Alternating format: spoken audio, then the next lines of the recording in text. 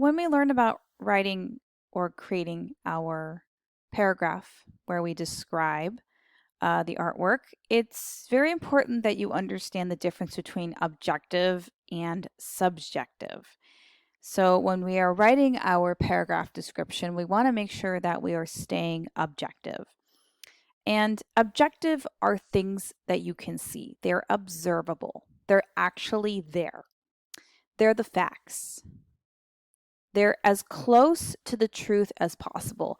Now, I will say sometimes when we look at artwork, we do have to guess, but then that's when you want to actually mention that you are making an assumption, you are guessing, right? You might say, this kind of looks like this thing, I'm not sure, but this is why I think it looks like this thing, right? If you're taking a guess, I would say back it up with evidence.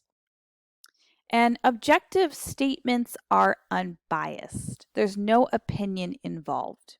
So, for example, we have this watercolor painting here. So, what's observable? There are two feathers. They have slightly different colors. They both have lines on them. The facts are that there are two of them. I am explaining what I can see here. One feather is more curved at the top, the other feather is more pointy. And I'm not going to talk about my opinion about this watercolor painting because I'm staying objective. Now, subjective is about your opinion. And your opinion is most likely based on your personal experiences, your point of view. Remember, everybody, when they get into art analysis, everybody has a different perspective. They have different experiences. Subjective is usually based on an assumption or a belief, and it's based on a point of view, and subjective statements are typically biased.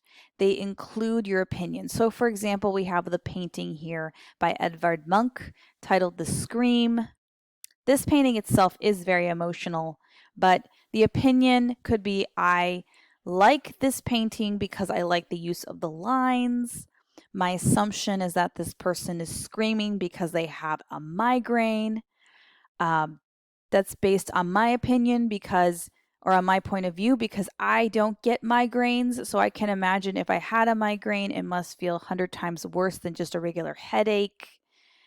Right? All those statements I made are completely biased. So what I want you to do in this Edpuzzle is I'm going to give you a sentence. I want you to tell me, is that sentence objective or subjective? The tiger is painted with orange and black stripes. The tiger's eyes makes him look angry. Math is really hard to learn. Biology is a subject we study in school. In this ceramic artwork, the ocean looks really cool.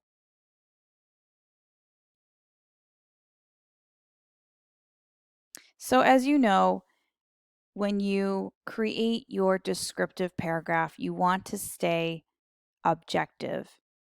You will later on, when you go through the other steps of art analysis, that's when you will use your subjective statements.